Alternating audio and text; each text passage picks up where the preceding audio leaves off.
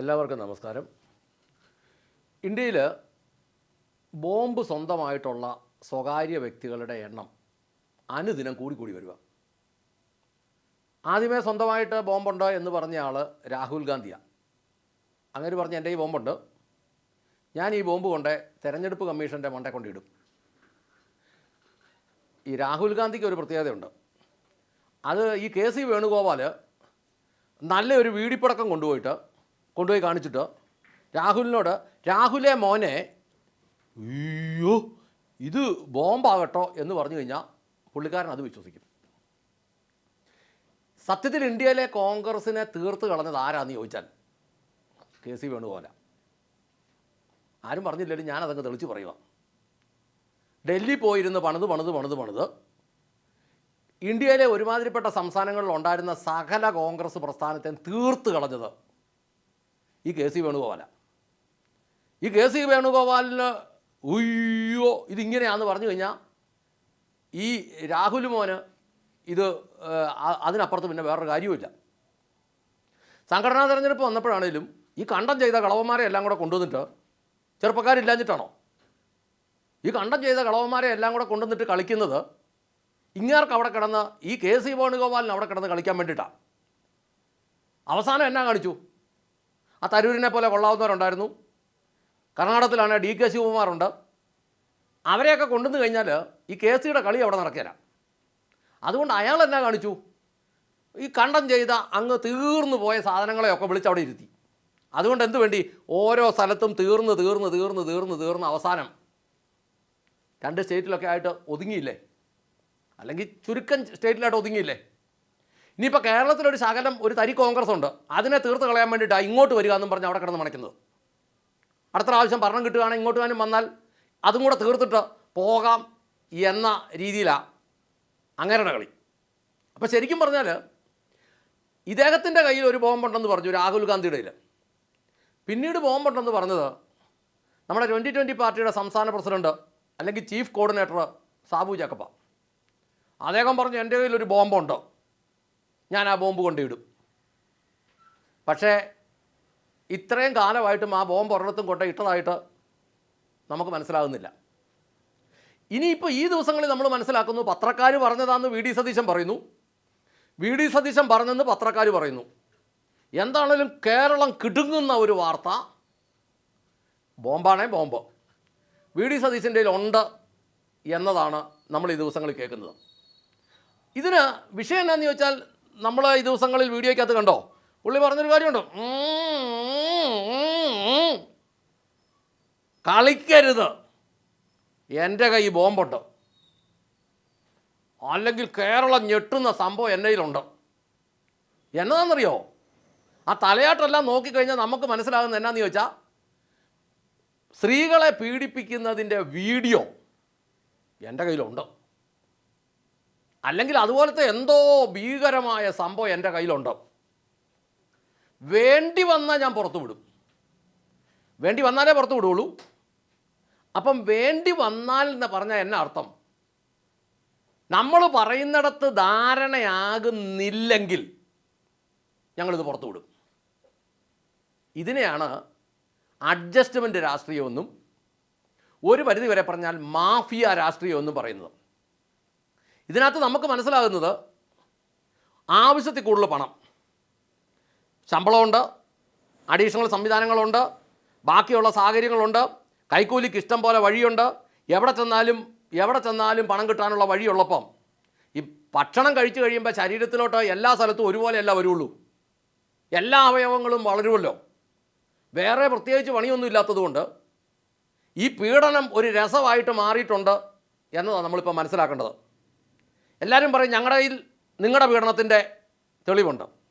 അടുത്തയാൾ അവരോട് പറയും നിങ്ങളുടെ പീഡനത്തിൻ്റെ തെളിവ് ഞങ്ങളുടെ കയ്യിലുണ്ട്. മൂന്നാമത്തെ കക്ഷി പറയും നിങ്ങളുടെ പീഡനത്തിൻ്റെ തെളിവ് നമ്മുടെ കയ്യിലുണ്ട്. നമ്മൾ മലയാളി എന്നാ മനസ്സിലാക്കേണ്ടത്? ഇവന്മാരിൽ നല്ലൊരു ശതമാനവും സ്ത്രീകളെയും കുട്ടികളെയും ഒക്കെ പീഡിപ്പിക്കുന്നുണ്ടെന്ന് നമ്മൾ മനസ്സിലാക്കണം. സ്ത്രീകളെ പ്രധാനമായിട്ട്, കുട്ടികളെന്ന് ഞാൻ പറഞ്ഞത് ഈ പെണ്ണുങ്ങളിൽ തന്നെ പ്രായം കുറഞ്ഞവർ. കാരണം അങ്ങനെ ഉണ്ടെങ്കിൽ അതിൻ്റെ തെളിവ് ഞങ്ങളുടെ കയ്യിലുണ്ടെന്ന് പറയുമ്പോൾ ആ തെളിവ് എന്തുകൊണ്ട് പുറത്തു വിടുന്നില്ല? അപ്പോൾ ശരിക്കും ഇവരെല്ലാം അങ്ങോട്ടും ഇങ്ങോട്ടും ചെയ്യുന്നുണ്ട്, അല്ലെങ്കിൽ നല്ലൊരു ശതമാനവും ചെയ്യുന്നുണ്ട്.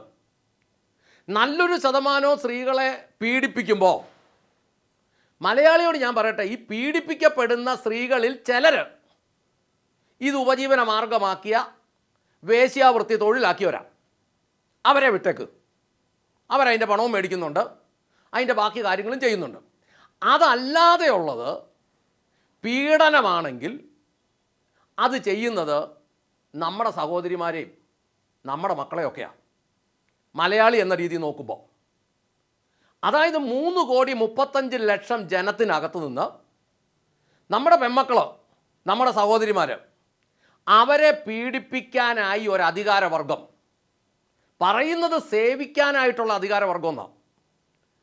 ജനങ്ങളാൽ തിരഞ്ഞെടുത്ത് ജനങ്ങളെ സേവിക്കാനുള്ളൊരു അധികാരവർഗം. പക്ഷെ ചെയ്യുന്നത് എന്നതാ? ജനങ്ങളെ പീഡിപ്പിക്കുന്ന ഒരു വർഗം. തെളിവ് ഞങ്ങളുടെ കയ്യിലുണ്ട്. ഞാനിതോട് ചേർന്ന് ഒരു കാര്യം കൂടെ പറയാൻ ആഗ്രഹിക്കുന്നു സംസ്ഥാനത്തെ അധികാരികളോട്. ഈ സ്ത്രീപീഡനത്തിൻ്റെ വകുപ്പുകൾ, ആ നിയമം ഒന്ന് പൊളിച്ചെഴുതേണ്ട സമയമായി. അബദ്ധത്തിൽ നടക്കുന്ന പീഡനം ആണെങ്കിൽ, അല്ലെങ്കിൽ ആകസ്മികമായി നടക്കുന്ന പീഡനമാണെങ്കിൽ, അതിഭയങ്കരമായ പരുക്കുപറ്റി ബോധമില്ലാതെ മാസങ്ങളോളം ആശുപത്രി കിടക്കേണ്ട സാഹചര്യങ്ങൾ വരുന്നില്ലെങ്കിൽ, ഒരു സംഭവം, ഒരു പീഡനം ഉണ്ടായിട്ട് ഒരു 7 ദിവസത്തിനുള്ളിൽ കൃത്യമായിട്ട് ആളിൻ്റെ പേരും അഡ്രസ്സും സാഹചര്യങ്ങളും ഫോട്ടോയും സഹിതം കേസ് കൊടുക്കാൻ പറ്റുന്നില്ലെങ്കിൽ, അങ്ങനെയുള്ള കേസുകൾ എടുക്കാത്തവണ്ണം, തട്ടിക്കളയത്തവണ്ണം, ആ കേസ് അവിടെ തന്നെ തള്ളിക്കളയത്തക്കവണ്ണം നിയമം പരിഷ്കരിക്കണം. ഇതിപ്പോൾ 2, 3, 4 കൊല്ലം പുറകെ നടന്നു, ചാറ്റ് ചെയ്തു, ചീറ്റ് ചെയ്തു, സകല ഹോട്ടലിൽ കൂടെ കയറി ഇറങ്ങി, എല്ലാം കഴിഞ്ഞിട്ട് പിന്നീട് ഇങ്ങോട്ട് വരിക ഒരു ചാറ്റായിട്ടും ഒരു ചീറ്റായിട്ടും ഒക്കെ. നമ്മൾ പുറകോട്ട് നോക്കിയാൽ തങ്കമണിയുണ്ട്, സൂര്യനെല്ലിയുണ്ട്, വിതുരയുണ്ട്, ഐസ്ക്രീമുണ്ട്, പിന്നെ ഇങ്ങോട്ട് വന്നു കഴിഞ്ഞാൽ സോളാറുണ്ട്. ഇപ്പോൾ ഇത് വന്ന് നാട് മുഴുവൻ ഇത് മാത്രമേ ഉള്ളൂ. ഇതിങ്ങനെ മുന്നോട്ട് പോകാൻ പറ്റില്ല. അപ്പോൾ പ്രതിപക്ഷ നേതാവ് പറഞ്ഞു തന്നെ, എൻ്റെ കയ്യിലും ഉണ്ട്. അപ്പോൾ ഇയാൾ ഇത് കൈവച്ചോണ്ടിരിക്കുന്നത് എന്നത്തിനാ? ഇടയ്ക്കിടയ്ക്ക് ഈ ഫിലിം കണ്ട് രസിക്കാനോ? അതോ ഇയാൾ തന്നെ ഇത് പുറത്തു വിടാത്തത്? ഈ കക്കുന്നതും കൊല്ലുന്നതും കുറ്റമാണ്, പീഡനം ചെയ്യുന്നത് കുറ്റമാണ്, അതിനെ സംരക്ഷിക്കുന്നത് അതിലും വലിയ കുറ്റമാണ്. ഈ ഇവിടുത്തെ ജനത്തിനോട് ഉത്തരവാദിത്വം ഉണ്ടെങ്കിൽ ഈ മനുഷ്യൻ ഇത് വെച്ച് വില പേശുവാണോ ചെയ്യേണ്ടത്? കൃത്യമായ തെളിവുണ്ടെന്നുണ്ടെങ്കിൽ ഇയാൾ സംസ്ഥാനത്ത് ക്യാബിനറ്റ് റാങ്കുള്ള പ്രതിപക്ഷ നേതാവല്ലേ? ഇയാൾക്ക് രേഖാമൂലം ഈ സംഭവം നടന്ന സ്ഥലത്തെ പോലീസ് സ്റ്റേഷനിലോട്ട് നിയമപരമായിട്ടൊരു കേസ് കൊടുക്കാമല്ലോ. എന്നാ കൊടുക്കാത്തത്? അതാണ് ഈ രാഷ്ട്രീയ മാഫിയ എന്ന് പറയുന്നത്. നിങ്ങളുടെ കേസ് എനിക്കും അറിയാം, ഞങ്ങളുടെ കേസ് നിങ്ങൾക്കും അറിയാം. ഈ ദിവസങ്ങളിലൊക്കെ കേരളത്തിലെ പല പാർട്ടികളുടെയും സ്ത്രീ നേതാക്കന്മാരുടെ നിലപാടുകൾ നമ്മൾ കാണുമ്പോൾ നമുക്ക് ഭയങ്കരമായ സങ്കടവും നിരാശയും തോന്നുക. അന്നേരം ആ പ്രതിപക്ഷ നേതാവിൻ്റെ ഈ സൈസ് വർത്തമാനവും കൂടെ എൻ്റെ കയ്യിലുണ്ട്, ഞാൻ വെളി വിടും എന്നതാണേലും സ്ത്രീകളെ വെച്ചുള്ള ഇതുകൂട്ട് പീഡനങ്ങളും ഇതുകൂട്ട് സംവിധാനങ്ങളും കേരളത്തിലെ ജനം തിരിച്ചറിയണം. കാരണം ഇവന്മാരെല്ലാം തന്നെ നല്ലൊരു ശതമാനവും നമ്മുടെ സഹോദരിമാരെയും നമ്മുടെ മക്കളെയും പീഡിപ്പിക്കുന്നുണ്ട്, അല്ലെങ്കിൽ ലൈംഗികമായി ഉപയോഗിക്കുന്നുണ്ട്, അല്ലെങ്കിൽ ലൈംഗികമായി ദുരുപയോഗം ചെയ്യുന്നുണ്ട്. എന്നിട്ട് അതിൻ്റെ വീഡിയോ എടുത്ത് വെച്ച് കണ്ടു രസിക്കുകയും അത് പരസ്പരം അങ്ങോട്ടും ഇങ്ങോട്ടും വെച്ച് വില പേശുകയും, ഈ കേരളത്തിൽ ഈ അടുത്ത കാലത്ത് നടന്ന കാര്യങ്ങളെല്ലാം എടുത്തു നോക്കിയാൽ എല്ലാം വിലപേശലാണ്.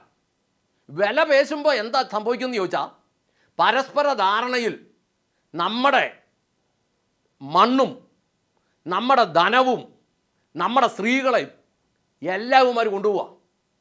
അതുകൊണ്ട് ഇനി മിന്നലോട്ട് ഇതുകൂട്ട് കേസുകൾക്ക് നമ്മൾ ചെവി കൊടുക്കരുത്.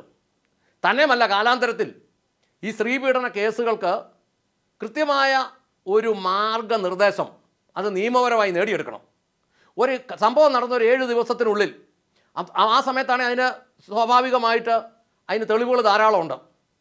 അപ്പോൾ അങ്ങനെ കേസ് എടുക്കത്തക്ക വണ്ണം, അല്ലെങ്കിൽ ഈ കേസ് തള്ളത്തക്ക വണ്ണം, ഇതിപ്പോൾ 4-5 കൊല്ലം നടന്നിട്ട് അത് കഴിഞ്ഞിട്ട് വന്ന് ആരെങ്കിലും എന്നതെങ്കിലും പറഞ്ഞു കഴിഞ്ഞാൽ അതും പീഡനമാകുമെങ്കിൽ ഈ പീഡനത്തിൻ്റെ പുറകിലെല്ലാം വഴി സമരം നടക്കുന്നു, ഇറക്കിവിടാൻ സമരം നടക്കുന്നു, പോലീസ് ഉന്തിത്തള്ളുന്നു, പോലീസ് തല്ലുന്നു, പോലീസ് വണ്ടി തല്ലിപ്പൊട്ടിക്കുന്നു, ജലപീരങ്ക് ഉപയോഗിക്കുന്നു.